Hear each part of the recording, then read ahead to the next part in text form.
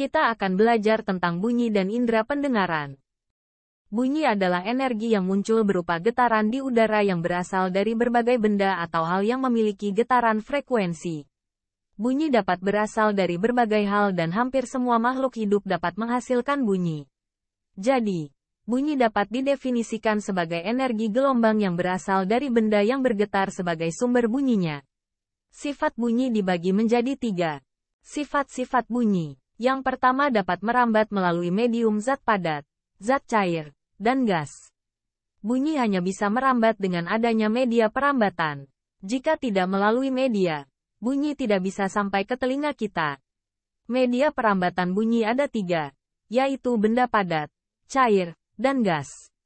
Contoh perambatan bunyi melalui benda padat adalah saat bermain telepon kaleng yang dihubungkan dengan benang.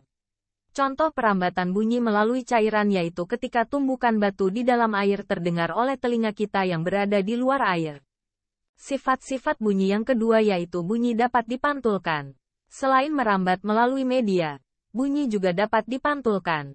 Bahkan, ada juga istilah bunyi pantul. Bunyi pantul yaitu bunyi yang dihasilkan dari pemantulan bunyi pada permukaan benda yang keras. Bunyi dapat dipantulkan apabila mengenai permukaan benda yang keras. Contohnya kayu, besi, permukaan dinding. Sifat bunyi yang ketiga yaitu bunyi dapat diserap. Bunyi dapat dibiaskan jika melewati bidang batas dari dua media yang berbeda. Contohnya yaitu suara petir di malam hari terdengar lebih keras daripada di siang hari. Ini terjadi karena kerapatan udara di siang hari lebih renggang dibanding pada malam hari. Selain itu, dibandingkan dengan gelombang cahaya, gelombang suara memang datang lebih lambat. Inilah alasan mengapa kilat dapat terlihat lebih cepat daripada guntur yang terdengar. Manfaat gelombang atau getaran bunyi adalah: yang pertama dapat digunakan untuk mengukur kedalaman laut. Di sini yang digunakan adalah bunyi ultrasonik. Yang kedua dalam bidang kesehatan dapat digunakan untuk mendeteksi janin dalam rahim, yaitu dengan memanfaatkan bunyi infrasonik. Yang ketiga dapat digunakan untuk mendeteksi keretakan suatu logam. Yang keempat diciptakannya speaker termasuk manfaat dari bunyi audiosonik. Yang kelima pembuatan kacamata tunanetra dengan menggunakan prinsip gelombang ultrasonik pada kelelawar. Indera pendengaran. Telinga adalah organ indera yang bertanggung jawab untuk pendengaran. Setiap bagian telinga memiliki peranan penting dalam menyediakan informasi bunyi ke otak. Bagian dan fungsi telinga. Bagian telinga dibagi menjadi 3 yaitu yang pertama telinga bagian luar, yang kedua telinga bagian tengah, dan yang ketiga telinga bagian dalam. Telinga bagian luar terdiri dari: yang pertama yaitu daun telinga berfungsi untuk menerima dan mengumpulkan suara yang masuk ke dalam telinga. Yang kedua yaitu saluran telinga luar berfungsi menghasilkan minyak serumen. Yang ketiga yaitu saluran telinga luar yang dekat dengan lubang telinga dilengkapi dengan rambut-rambut halus untuk menjaga agar benda asing tidak masuk. Yang ketiga yaitu terdapat kelenjar lilin yang berperan menjaga agar permukaan saluran telinga luar dan gendang telinga tidak kering. Yang kelima di bagian akhir saluran telinga luar terdapat membran tipis yang memisahkan telinga luar dengan telinga tengah disebut membran timpani, selaput gendang. Telinga pada bagian tengah merupakan suatu ruang di dalam tulang pelipis, yang dilapisi jaringan mukosa. Pada telinga bagian tengah terdapat: yang pertama tulang-tulang pendengaran, yaitu tulang martil, malleus, tulang landasan, incus, tulang sanggurdi, stapes. Ketiga tulang tersebut saling berhubungan melalui sendi dan berfungsi untuk mengalirkan getaran suara dari gendang telinga menuju ke rongga telinga dalam. Yang kedua saluran eustachius, saluran yang menghubungkan telinga tengah dengan faring. Saluran ini berfungsi menjaga keseimbangan tekanan udara pada telinga luar dengan telinga tengah.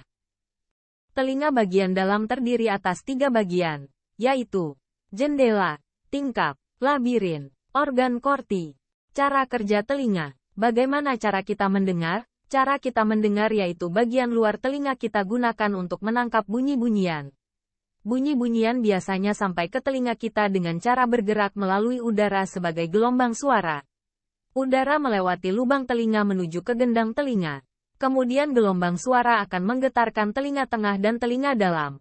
Getaran gendang telinga ditangkap oleh tulang-tulang pendengaran dan disalurkan sampai mengenai tingkap jorong dan koklea. Akibat getaran tersebut maka cairan limfa dalam koklea ikut bergetar. Getaran dalam koklea ditangkap ujung saraf pendengar dan disampaikan ke otak. Kemudian otak memberitahu kita apa yang terdengar. Telinga dapat mengalami gangguan dan penyakit, meliputi.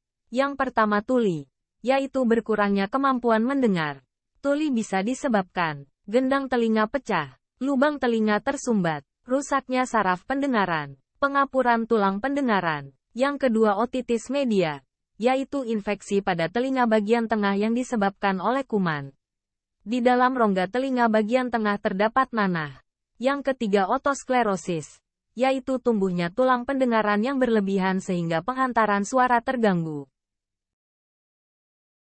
Cara merawat telinga. Agar telinga bisa berfungsi dengan baik maka perlu diadakan perawatan yang baik pula. Perawatan tersebut dilakukan dengan cara. Yang pertama tidak mendengarkan suara terlalu keras. Yang kedua membersihkan telinga secara teratur dengan benda yang halus supaya tidak melukai telinga. Misalnya dengan cotton bud. Yang ketiga jika ada gangguan pendengaran segera ke dokter THT. Yang keempat jangan masukkan benda ke dalam telinga. Misalnya beras, air, kacang hijau, dan sebagainya.